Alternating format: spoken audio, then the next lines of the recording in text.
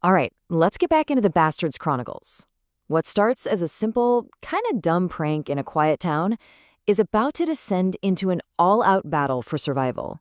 A night that was supposed to be about some harmless mischief, well, it spirals into a fight against these otherworldly horrors, pushing the team right to their absolute limit.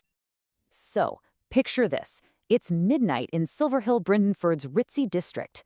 Garth, fueled by a drunken promise, has rallied the team and some local punks for a bit of late-night vandalism. Their target? A place called Wrinkle's Bookstore. You know, the mood is mischievous, the night is quiet, but that's not gonna last.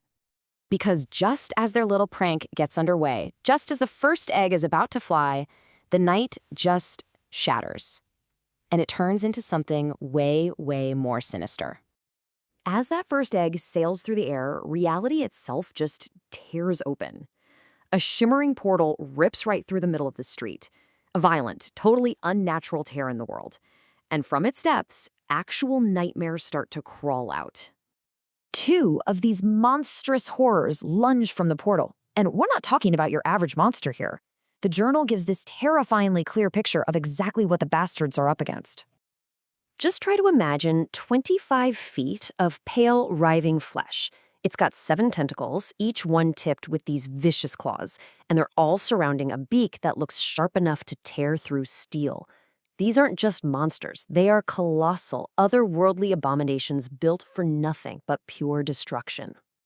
And almost immediately, August spots the real problem here. This isn't some random attack, no. This is a targeted summoning. It's an ambush orchestrated by a powerful spellcaster standing right there on the roof. And just like that, the street explodes into a fight for survival. The bastards are completely on the defensive. There's no time for a plan, no strategy. It's just pure, chaotic reaction. It all happens so fast, the bastards are immediately overwhelmed. Garth, who's the group's powerhouse, is seized and just brutalized. Toril is getting battered, dodging as fast as he can. Meanwhile, Indy, completely fearless and lethal, darts straight into the chaos, while August makes the split-second critical decision to go right for the summoner on the roof. So August starts this daring climb, but he's met with just overwhelming arcane power.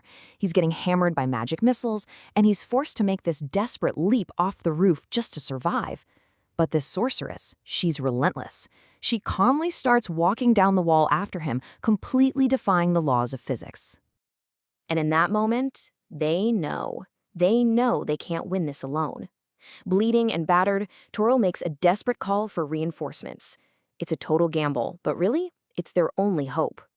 And just when things are looking their absolute bleakest, when the team is on the verge of being completely overrun, help arrives, and it dramatically shifts the entire momentum of the battle.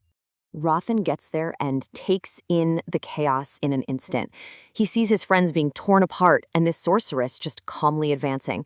He doesn't hesitate for a second. He immediately goes for one of the most powerful items in his entire arsenal. He grips a single, potent bead from his necklace of fireballs, and with this practiced, perfect precision, he hurls it. But not at the monsters. No, he throws it directly at the sorceress's feet. The effect is just devastating. A massive fireball erupts, lighting up Silverhill like a second dawn.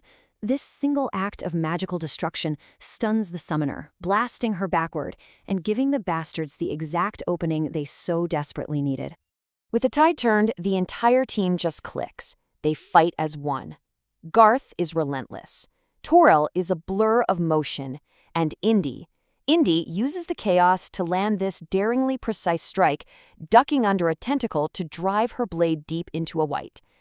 Then Matthias arrives, providing divine protection and shielding his friends from the worst of it. So, with the summoner reeling and the whole team now united and reinforced, the bastards press their advantage for one final decisive blow. They're focusing all that chaos from the initial assault into a single coordinated effort. Right, but the fight's not over yet. She's been blasted, but she's still a massive threat. The Wytes are still thrashing around. So how can they possibly end this thing before she gets her composure back and unleashes another devastating spell?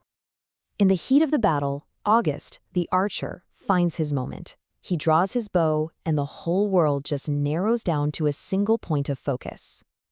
It's a perfect shot, The arrow finds its mark. The killing blow is delivered. The sorceress collapses, and with her fall, the battle ends, just as suddenly and violently as it began. And just like that, the connection to their summoner is severed. The monstrous Wytes, they just dissolve into this oily mist, their physical forms winking right out of existence. The portal they came through snaps shut, and this eerie, profound silence just falls over the broken street. Bruised, shaken, and totally confused by the ambush, the team knows they're not safe out here. They turn to the bookstore, the target of their prank just moments before, and now it's their only means of escape. Leaving all the chaos and the lingering questions of Brindinford behind, they retreat into their otherworldly safe house, Bastion, to lick their wounds and just try to make sense of what in the world just happened. They survive the battle, yeah, but the professional, targeted nature of the attack, it leaves them with way more questions than answers. This wasn't a random encounter. Someone wanted them dead. The question is, who and why?